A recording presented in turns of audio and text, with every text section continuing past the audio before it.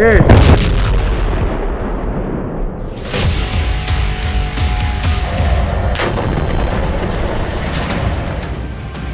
तरफ गाजा पर बमबारी हो रही है,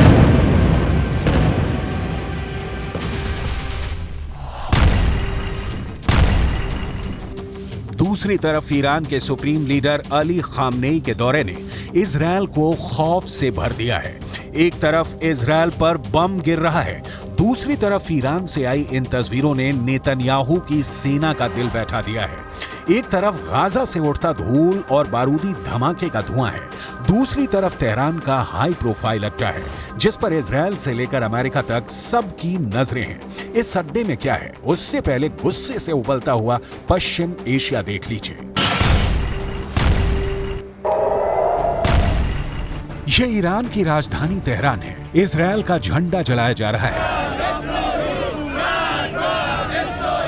गाजा में बमबारी, करीब 13,000 लोगों की मौत और इनमें 5,000 बच्चों की लाशों को देखकर पूरा पश्चिम एशिया एक बड़े युद्ध की तरफ बढ़ता हुआ नजर आ रहा है।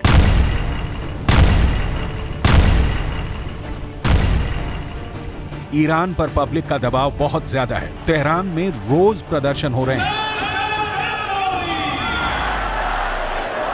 यही वजह है कि ईरान के सुप्रीम लीडर अली खामनेई को उस अड्डे पर जाना पड़ा जहां ईरान के सबसे खतरनाक हथियार रखे गए हैं।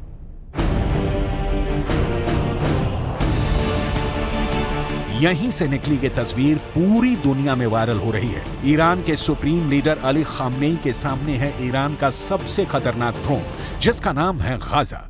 इस ड्रोन को ईरान का सबसे पावरफुल लीडर क्यों देख रहा है? इस वक्त पूरी दुनिया में इसके मतलब निकाले जा रहे हैं। ईरान ने गाजा नाम का जो ड्रोन बनाया है, ये 2000 किलोमीटर के दायरे में ऑपरेट कर सकता है। ये 35 घंटे तक 350 किलोमीटर प्रति घंटे की रफ्तार से उड़ान भर सकता है, 35,000 फीट की ऊंचाई तक उड़ सकता है और सबसे खास बात कि ये 13 मिसाइल लेकर उड़ सकता है। ईरान ने इस ड्रोन का नाम बहुत सोच समझ कर रखा है।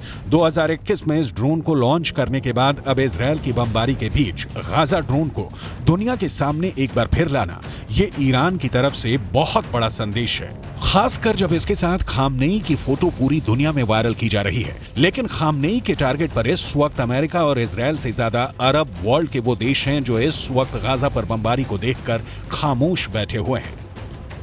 मुसलमान توی مجامع و توی اظهارات و اینها محکوم میکنن، گاهی حالا بعضی محکوم هم نمیکنن، بمباران ها رو اینها رو بعضی محکوم میکنن. این کافی نیست. بایستی این جریان و شریان حیاتی رژیم صهیونیستی رو باید قطع کنن. بایستی نگذارن که نفت و انرژی و چه و کالا و امثال اینا نباید بگذارن وارد رژیم صهیونیستی بشه. روابط سیاسیشون رو لااقل برای مدت محدود. जाहिर है ईरान की शिकायत इस वक्त सऊदी अरब से है और साथ में उन सभी इस्लामिक देशों से जो रियाद में इकट्ठा होकर भी इजरायल को घेरने में नाकाम रहे। तब से अब तक गाजा में कई और हजार लोगों की मौत हो चुकी है। खामनेई ने जो कहा उसे आम भाषा में टोपी ट्रांसफर कहा जाता है। वैसे सच ये भी है कि इजरायल की सेना लगातार गाजा में ऑपरेशन कर रही है। उसे रोकने के लिए इस्लामिक देशों की बैठक का नतीजा 0 यानी 0 निकला है। لابد أن ننتقل إلى وقف إطلاق النار فورا، لابد أن تدخل المواد الإغاثية والمساعدات فورا، لابد أن نتجنب مزيد من القتل والإيذاء للمدنيين، ورأينا أعداد مهولة من المدنيين تسقط حتى الآن، وما زالنا أمام تطورات خطيرة وأزمة إنسانية بل كارثة إنسانية خارقة تستوجب تحرك دولي فاعل للتعامل معها। इस बीच इजरायल और अमेरिका को बड़ी चुनौती 4 एच से मिल रही है। ये चारों एच इजरायल और अमेरिका के लिए बहुत बड़ा खतरा बन चुके हैं। इन चारों एच के बारे में बहुत गौर से समझिएगा क्योंकि इन चारों एच को ईरान का पूरा समर्थन है। एच से हमास, एच से हिजबुल्ला यानी लेबनान का मिलिशिया, एच से इराक का मिलिशिया हश्द अल शाबी, एच से हूथी यानी यमन का विद्रोही गुट।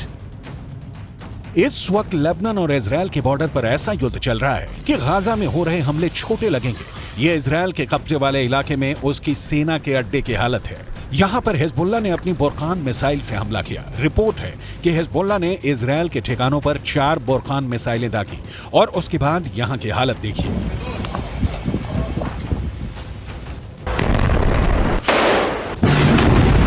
हिजबुल्ला ने अपनी सबसे खतरनाक स्नाइपर फोर्स उतार दी है। हिजबुल्ला ने अपने एंटी टैंक दस्तों को इजराइल की पोस्ट पर लगातार हमलों का ऑर्डर जारी किया है। इजराइल के कई शहर टारगेट पर हैं। गाजा में बमबारी के खिलाफ हिजबुल्ला और हुथी दोनों ने अपने हथियार गोदाम खोल दिए हैं। यमन अब इजराइल के समुद्री जहाजों को भी टारगेट कर रहा है। लेकिन ऐसे हमलों और गाजा पर बमबारी जारी रखने के बीच नेतन्याहू ने अपना वॉर ट्रायंगल तैयार कर लिया है। नेतन्याहू के वॉर ट्रायंगल में सबसे बड़ा कोना गाजा में हमास का पूरी तरह खात्मा है।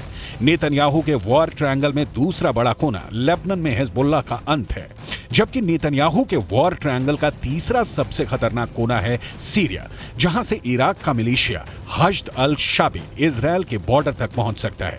यही वजह है कि सीरिया पर इजराइल की एयरफोर्स ने हमले तेज कर दिए हैं। ये तीनों जगह इजराइल के बॉर्डर से लगी हुई हैं और इजराइल इन्हें अपने खिलाफ सबसे बड़ा खतरा मानता है। इस वक्त पश्चिम एशिया में जो भी हो रहा है वो 2 कैंपों के बीच चल रहा है। एक तरफ है इजराइल और अमेरिका और दूसरी तरफ है ईरान और उसके साथ ही मिलिशिया।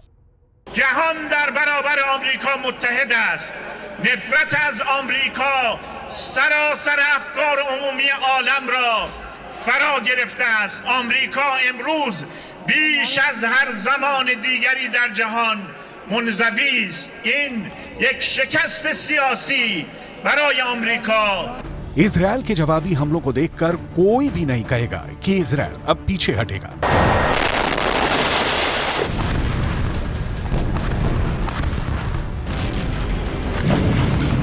उसके रास्ते में जो आएगा इजराइल अब उसे मिटाना चाहता है, फिर चाहे वो हमास हो, हिजबुल्लाह हो, यमन हो या फिर ईरान। इजराइल का इरादा पक्का है, जो उससे टकराएगा चूर चूर हो जाएगा।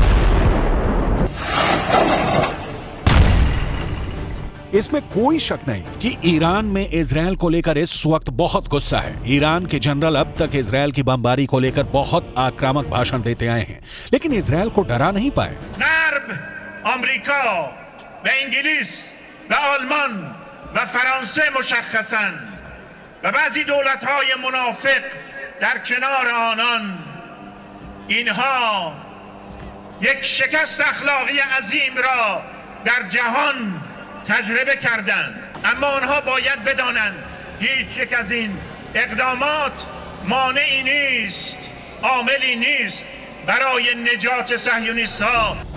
खामनेई ने जिस जगह का दौरा किया वो ईरान के खतरनाक हथियारों का सबसे बड़ा अड्डा माना जाता है। ईरान ने इस दौरान अपनी फतह 2 मिसाइल भी दिखाई, जो ईरान की पहली हाइपरसोनिक मिसाइल है और इसे रोक पाना किसी भी मिसाइल डिफेंस सिस्टम के लिए बहुत बड़ा चैलेंज माना जाएगा। ईरान के हथियारों के अड्डे में सबसे बड़ा नाम एक ड्रोन का भी है। यहाँ पर ईरान ने अपने शाहिद 136 ड्रोन का नया अवतार भी दिखाया। ये है शाहिद 238, यानी उस ड्रोन से कई गुना खतरनाक जो यूक्रेन की फौज पर कहर बरसा चुका है। ईरान ने शाहिद 231 ड्रोन के 3 वेरिएंट बनाए हैं। ये तीनों अब पिस्टन इंजन की बजाय जेट इंजन से चलते हैं, यानी रफ्तार ज्यादा और टारगेट पर तेज हमला जिसको रोक पाना आसान नहीं होगा। ये तीनों वेरिएंट शाहिद 136 ड्रोन से ना सिर्फ इंजन और रफ्तार के मामले में बेहतर हैं, बल्कि ये अपने टारगेट को और बेहतर तरीके से तलाश कर मारेंगे, इसकी पूरी गारंटी है। सवाल है कि गाजा ड्रोन या फिर शाहिद 238 ड्रोन दिखाकर ईरान क्या हासिल करना चाहता है। वो ऐसे हथियार हमेशा दिखाता आया है, इससे भी खतरनाक मिसाइल उसके पास है। बहुत से हथियार उसने लेबनान में हिजबुल्लाह और यमन में हूथी फोर्स को भी दिए हुए हैं। लेकिन बड़ा सवाल यह है कि क्या ईरान खुद इजराइल से डायरेक्ट युद्ध करने के लिए तैयार होगा? رئیس جمهور آمریکا، صدر اعظم آلمان، رئیس جمهور فرانسه، نخست وزیر انگلیس، اینا دارن از یه چنین موجودی، از یه چنین هویتی دارن دفاع میکنن و بهش کمک دارن میکنن. این معناش چیه؟ معناش این است که مسئله تبعیض نژادی که امروز یکی از مسائل مهم دنیاست. खामनेई को वो ड्रोन भी दिखाया गया जो बम बनकर किसी टैंक या बख्तरबंद गाड़ी पर टूटता है। ये एक तरह से छोटी और उड़ने वाली एंटी टैंक मिसाइल है जिसे ईरान ने खास तौर पर यूक्रेन युद्ध के बाद तैयार किया है।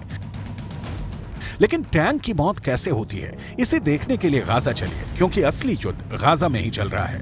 गाजा से जो तस्वीरें आ रही हैं वो इजरायल को परेशान करने वाली हैं। हमास के इस वीडियो ने तेल अवीव से लेकर वॉशिंगटन डीसी तक हड़कंप मचा दिया है।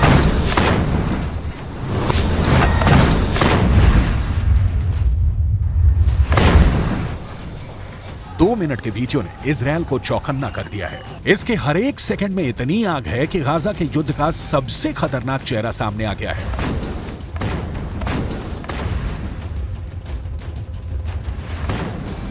इजरायल में माना जा रहा है कि अगर हमास के इस खतरे से नहीं निपटा तो गाजा में उसे हार का सामना करना पड़ सकता है।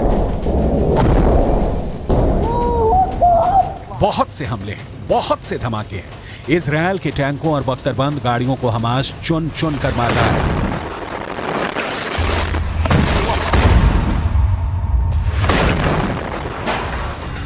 दो मिनट के अंगारों से भरे इस वीडियो में इतना बारूद है कि इजरायल के टैंक कमांडर गाजा में भटक से गए हैं और किस गली में जाएं और किस में एंट्री करने से बचें। गाजा में इस वक्त गुरिल्ला युद्ध बहुत तेज चल रहा है।